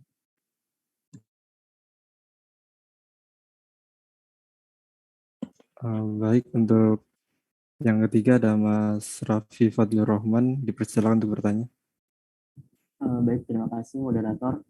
Perkenalkan, nama saya Raffi Fadlur Rahman, saya perwakilan dari kelompok 1. Saya ingin bertanya, pada proses pembuatan itu kan ada yang namanya suayan. Nah, suayan ini ada 3 kategori.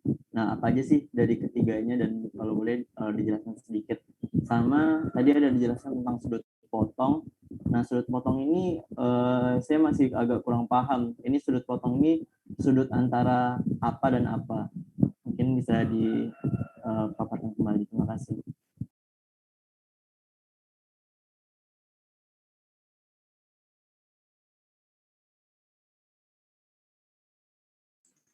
Baik, untuk kelompok 7 mungkin ingin menjawab pertanyaan.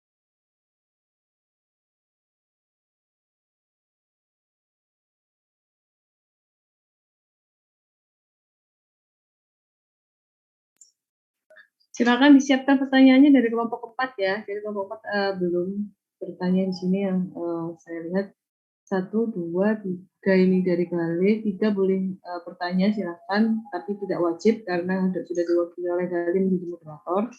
Kemudian 4 yang belum, 5 sudah ada, 6 sudah ada. 7 yang presentasi, 8 juga.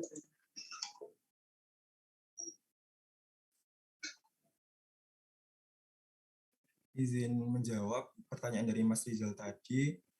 Sebenarnya proses knurling itu bukan termasuk proses penyayatan. Knurling itu merupakan proses pembentukan logam yang digunakan untuk membuat pola arsiran yang bersilangan.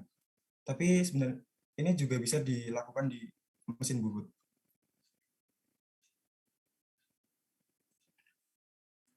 Baik, mungkin ada tanggapan.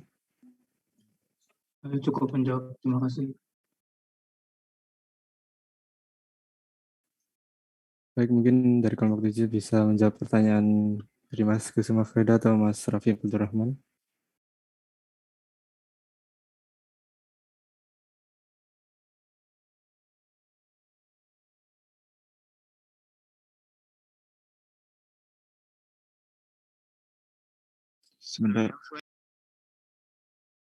Sebentar ya, moderator masih mikir. Baik, mungkin yang lain bisa menyiapkan pertanyaan untuk termin ketiga nanti. Terutama untuk kelompok yang belum bertanya.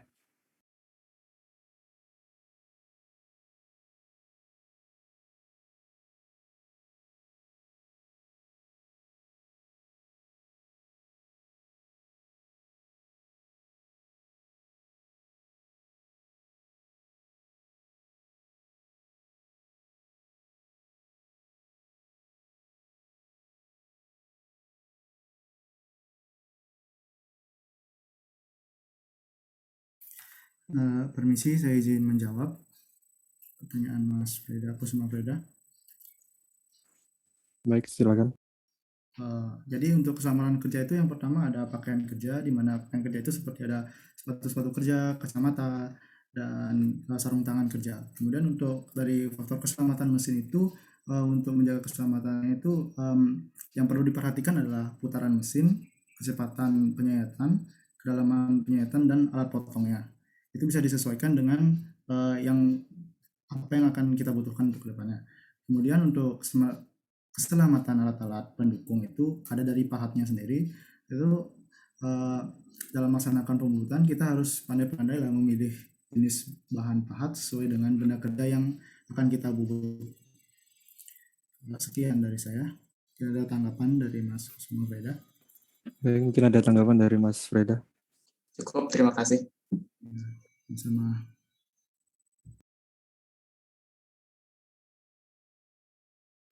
Baik, mungkin dari kelompok 7 bisa menjawab pertanyaan terakhir term kedua dari Mas Raffi Fadil Rahman.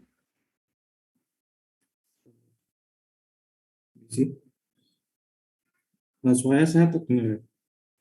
Terdengar. Oke. Saya izin menjawab untuk pertanyaannya kelompok 1. Kalau misalnya jawabannya belum memenuhi keinginan saudara, mungkin saya mohon maaf. Jadi yang pertama tadi, kalau nggak salah mengenai suaian ya, ada 3 ya. Jadi kalau yang saya temui di internet ini pasti ada 3. Jadi yang pertama itu ada suaian longgar atau clearance fits. Nah, ini merupakan suaian yang diberikan terhadap benda dengan ukuran lubang selalu lebih longgar, atau kata kuncinya itu adalah clearance jika dibandingkan benda poros. Nah, yang kedua itu ada suaian paksa atau interference fit.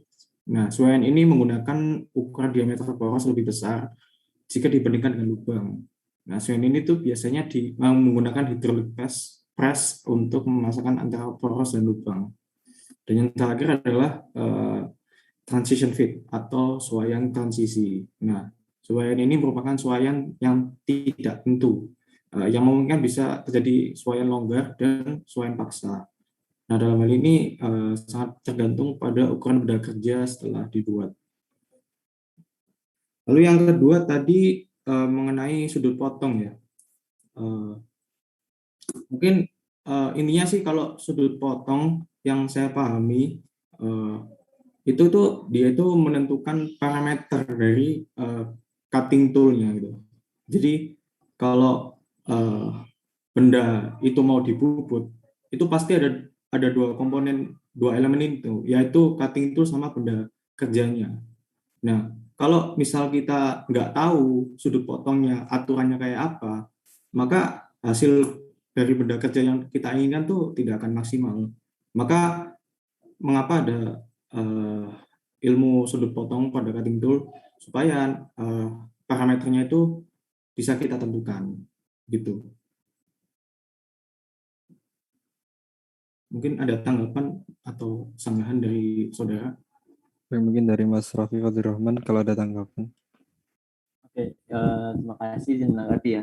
Jadi sebenarnya yang saya tanya ini tuh, maksudnya sudut potongnya itu sudut yang dibentuk antara apa dan apa gitu. Mungkin kalau boleh bisa dibantu dengan gambar yang tadi dipaparkan di PPT. Baik. Izin share screen ya. Baik, dipersilakan. Oke.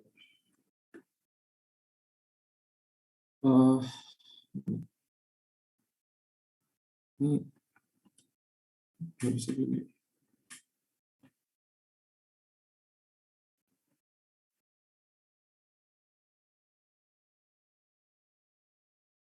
Bentar Mas, ini laptop saya agak error, mungkin moderator bisa share screen nggak? Baik, izin share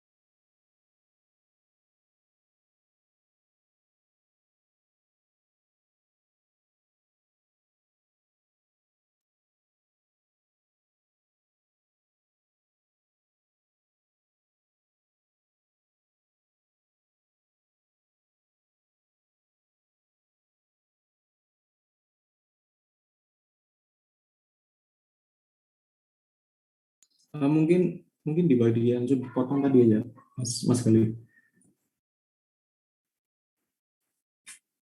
Nah, jadi kalau misal boleh dilihat di gambar ini, itu tuh ini ada blade-nya sama workpiece-nya ini. Dua elemen ini yang nanti akan menentukan sudut potongnya kayak apa gitu. Mungkin apakah menjawab, Mas? Berarti sudutnya itu dibentuk antara blade sama workpiece-nya gitu. Izin jawab, kalau berdasarkan pemahaman saya seperti itu, Mas. Kalau misalnya ada yang kurang, saya mohon maaf, Mas. Oke, mungkin cukup sih dari aku. Atau mungkin kalau berkenan Bu Dini mungkin bisa, boleh Bu, saya dapat ini juga konfirmasi mengenai sudut potong ini, sudut yang membentuk antara apa dan apa Bu.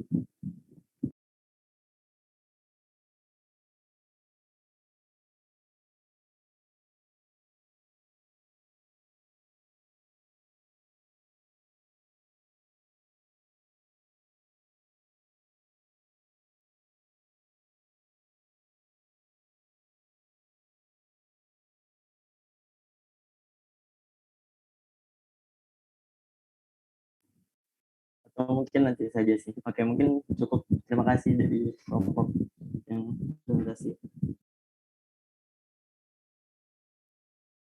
Baik, Mas. Terima kasih atas feedback-nya. Insya Allah di pertemuan yang akan datang saya akan perbaiki lagi, Mas. Terima kasih. Baik, karena di termin kedua semua pertanyaan sudah terjawab, mungkin saya buka termin ketiga, 3-4 pertanyaan. Mungkin yang pertama ada Mas Xavier, silakan. Baik, terima kasih. Perkenalkan, nama saya Xavier Wiwaha dari kelompok 4. Untuk pertanyaan saya ke kelompok 7, yaitu apa perbedaan mendasar antara mesin bubut konvensional dengan mesin bubut CNC? Gitu. Terima kasih. Baik, untuk selanjutnya ada Mbak Eka Maya Vitasari, silakan untuk bertanya. Ya, terima kasih. Sebelumnya perkenalkan, nama saya Eka Maya Vitasari dari kelompok 3. Tadi kan disebutkan bahwa cutting speed pahat karbida lebih cepat daripada pahat HSS. Nah, hal itu terjadi itu karena apa? Terima kasih.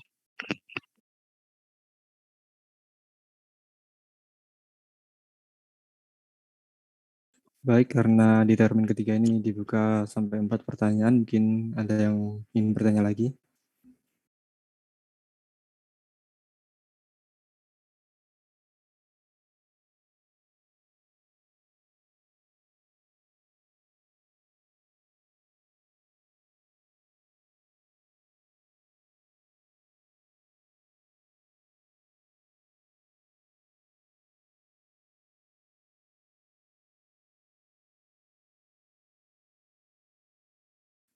Mungkin kalau sudah tidak ada pertanyaan lagi, dipersilakan untuk kelompok 7 menjawab pertanyaan dari Mas Xavier dan Mbak Kamaya.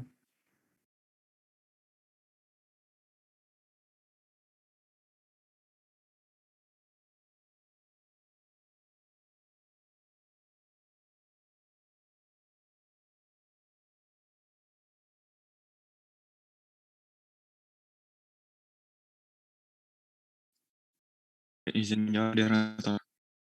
Dipersilakan. Jadi saya mau menjawab pertanyaannya Maya. Tadi kan ditanyain kenapa bisa HSS lebih cepat daripada karbida. Adapun alasannya yaitu karena ketahanan dari karbida itu sendiri lebih baik daripada HSS, sehingga dapat menahan kecepatan tinggi tersebut. Nah, adapun unsur-unsur paduan yang umum digunakan untuk material HSS adalah wolfram atau tungsten, kromium, vanadium, molybdenium, dan kobalt, di mana unsur-unsur paduan ini akan memberikan sifat-sifat tertentu yang diinginkan, seperti meningkatkan sifat kekerasan panas, ketahanan arus, dan kekuatan pada HSS. Karakteristik ini memungkinkan HSS memiliki kecepatan potong yang lebih tinggi dan kinerja yang lebih baik daripada baja karbon biasa.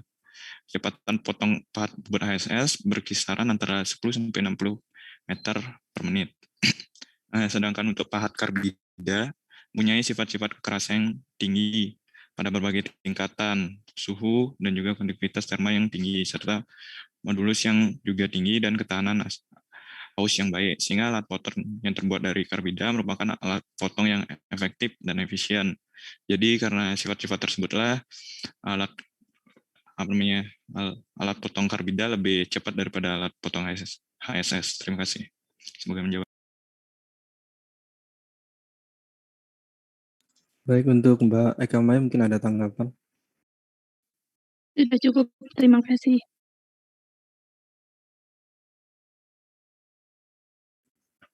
Baik, mungkin dari kelompok 7 bisa menjawab pertanyaan dari Mas Zafiar atau bisa juga dari yang lain kalau masih ada pertanyaan, masih ada 2 kesempatan lagi.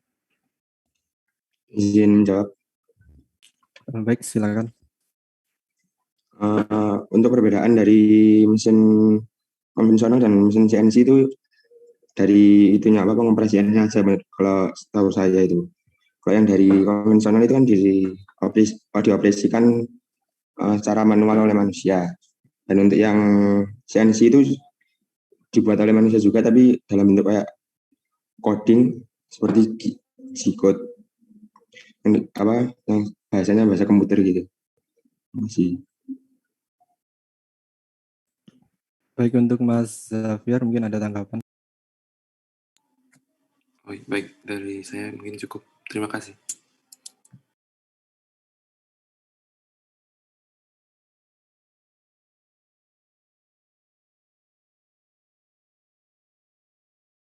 Baik, mungkin ada pertanyaan lagi dari teman-teman yang lain.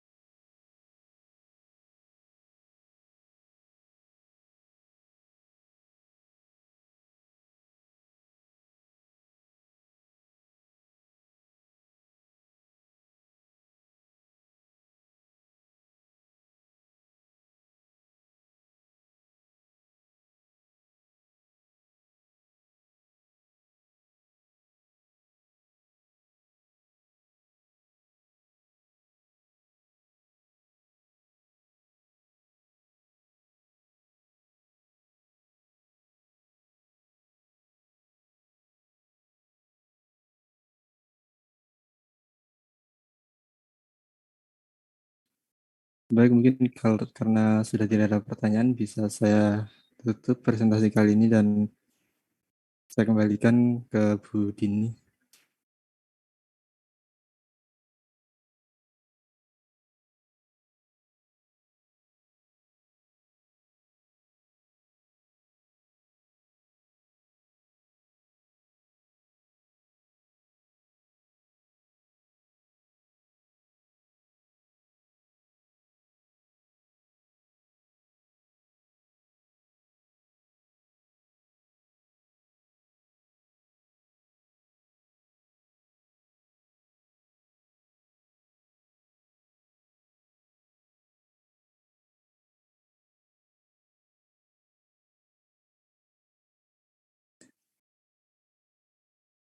Baik, mungkin sambil menunggu Bu Dini yang masih ke kamar mandi.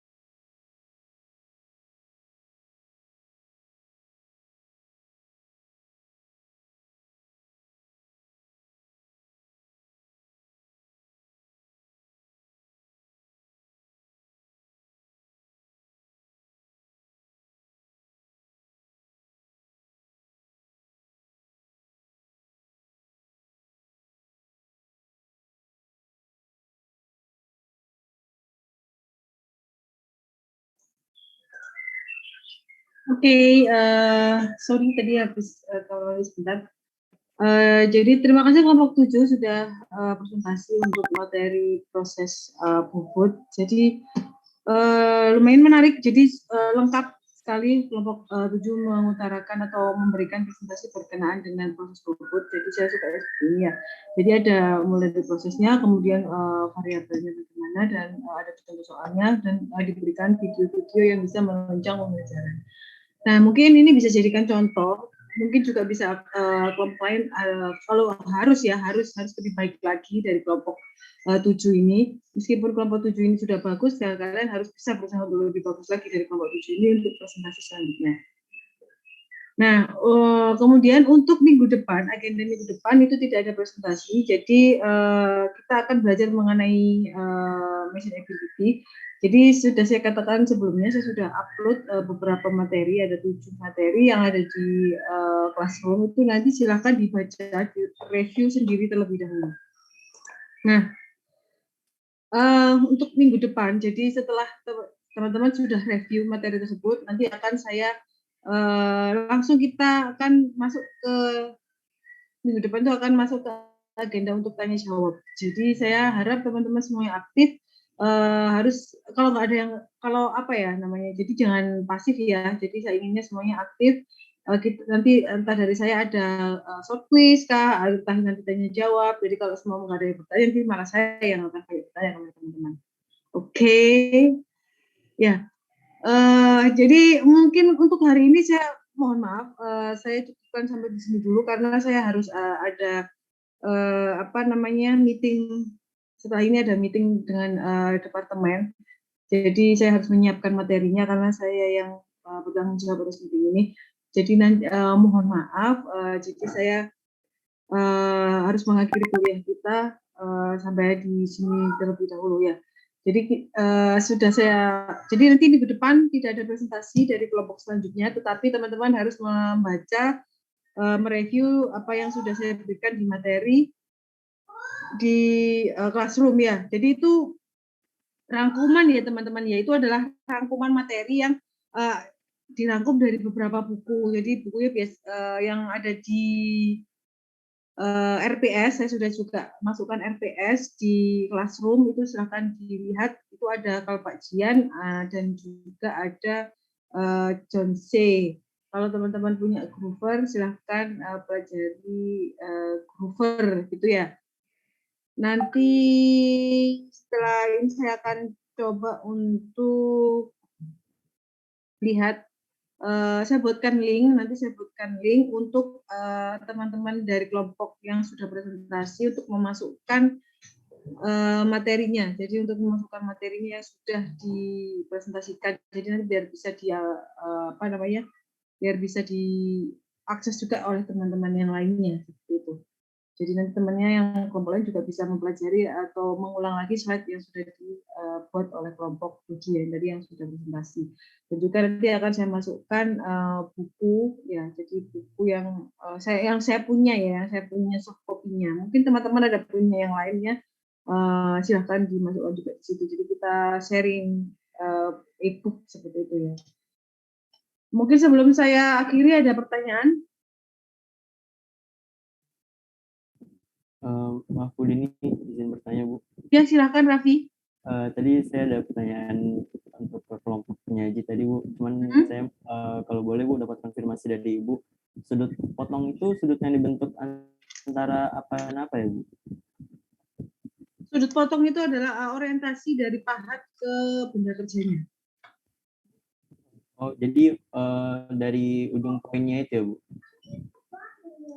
Mau bisa diulang, Raffi?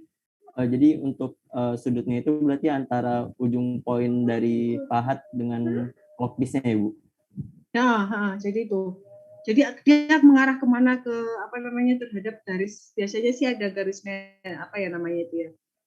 Sumbunya ya, dari sumbunya material itu biasanya ada senternya, itu ada titik sumbu, kemudian itu pahat itu mengarah ke lurus kah ataukah agak ada sudutnya seperti itu. Biasanya karakteristiknya sih kita kalau bubut kan biasanya 90 derajat ya, tapi sometimes itu bisa dikasih tilt atau agak miring, ataukah malah justru dia memang posisinya lurus tapi ujung pahatnya yang memakan dari materialnya itu dia ada bentuknya itu tidak lurus, jadi dia ada sudutnya. Nah itu nanti sudutnya itu kita pakai sudut potong itu ya sesuai dengan sudutnya dari pahatnya itu. Baik Bu Dini, terima kasih Ya, Bu. sama-sama Raffi.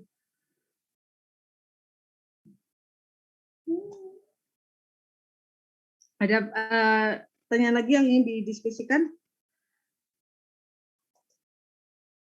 Mungkin ada tadi ada pertanyaan yang masih mengganjal karena mungkin temannya tadi mungkin masih atau kurang jelas kah atau kurang puas, nah itu bisa ditanyakan lagi ya. Jadi ada 8 pertanyaan ya. Oke, konvensional. Untuk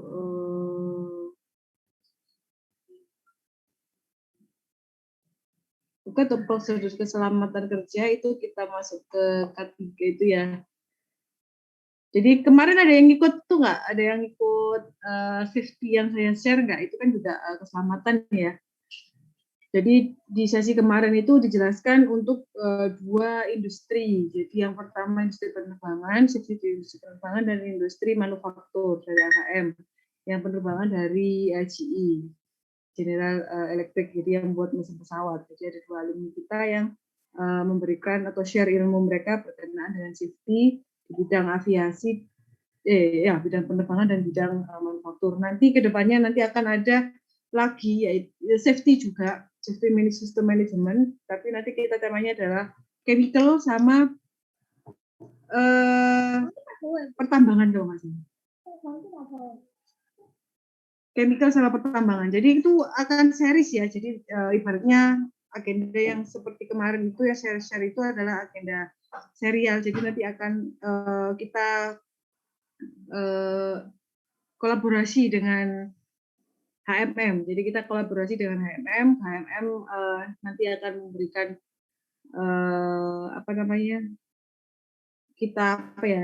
memberikan sumbangsinya ke kita. Jadi kita kerjasama lah HMM nanti yang akan menjadi panitia, kita menjadi mencarikan pembicara dan sebagainya. Terus kita ada nanti kalau HMM ingin topik khusus, nah nanti bisa request ke alumni untuk kita buatkan, tapi di luar series yang kemarin. Jadi kita punya beberapa series mulai dari safety, nanti ada yang energi jadi khusus energi dan banyak lagi ya. Dan manufacturing juga khusus untuk manufacturing.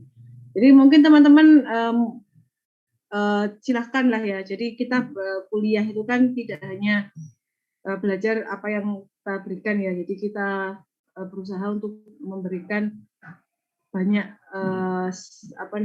sharing ilmu tidak hanya berkaitan dengan perkuliahan, tapi juga kita inginnya mempersiapkan teman-teman semuanya sebelum untuk turun di dunia industri atau dunia yang sesungguhnya. Jadi setelah lulus itu tadi memang sebenarnya kuliah tamu itu memang apalagi sharing ilmu dari alumni itu cocoknya untuk yang sudah mau lulus, tapi tidak menutup kemungkinan teman-teman semuanya yang masih angkatan 2020, 2019 atau bahkan 2021 untuk ikut. Jadi untuk ancang-ancang kira-kira kalian mau terjun ke dunia mana, jadi itu nanti bisa dipersiapkan. Dan poin penting yang kemarin ada pertanyaan juga, apakah yang syarat yang perlu dipersiapkan teman-teman sebelum teman-teman terjun ke dunia pekerjaan, itu yang pasti adalah IP. Ya, memang banyak sekali kita dengar sebuah pembenaran bahwa IP itu bukan segalanya. Tetapi yang menjadi kenyataannya adalah IP menjadi poin pertama atau saringan pertama sebelum teman-teman masuk ke dalam sebuah perusahaan. Jadi teman-teman pengen Pertamina, semua di sana di range-kan dia IP-nya adalah 3. Kalau teman-teman 2,95, meskipun teman-teman memiliki skill yang lebih baik dari teman-teman yang mungkin IP-nya di 3,2 atau bahkan 3,5, itu tetap tidak akan bisa melewati saringan pertama. Ya, jadi mumpung masih bisa memperbaiki atau masih belum mendekati garis akhir perkuliahan, jadi mungkin mulai dipersiapkan atau mulai diserius ya. Kalau IP itu adalah sebuah hal yang penting ya. Jadi nilai itu penting. Jadi karena di situ kalau kita lihat orang itu industri itu kalau seumpama dia IP-nya bagus, itu berarti dia bisa mengikuti perkuliahan dengan baik. Intinya cuma seperti itu saja. Jadi kalau seumpama dia bisa mengikuti perkuliahan itu dengan baik, maka anak ini adalah pembelajar yang baik. Jadi ketika di industri, nanti teman-teman akan diberikan bekal lagi pastinya, tidak akan mentah-mentah langsung disuruh belajar lagi apa itu kalau elemen mesin, MKM ataukah MacFlu sendiri, itu tidak, pasti akan diberikan pelatihan lagi yang lebih spesifik dari mereka, yang sesuai dengan core bisnisnya mereka. Oke, ya, jadi itu poin yang perlu saya sampaikan di luar dari perkuliahan kita hari ini, yaitu kelompok 1. Jadi terima kasih sekali lagi dari kelompok 7 sudah bersedia untuk presentasi ya. Dan materi sudah bagus, dan saya harap nanti ketika teman yang lainnya presentasi bisa lebih bagus lagi dari kelompok 7. Baik, kita beri aplaus dari kelompok 7 dulu. Terima kasih kelompok 7. Baik, jika tidak ada pertanyaan, maka saya akhiri sesi kita hari ini, perkuliahan kita hari ini. Semoga apa yang sudah disampaikan oleh teman-temannya dan yang saya sampaikan hari ini semoga bermanfaat bagi teman-teman semuanya. Saya tutup kelasnya. Wassalamualaikum warahmatullahi wabarakatuh. Selamat sore. Waalaikumsalam warahmatullahi wabarakatuh. Terima kasih.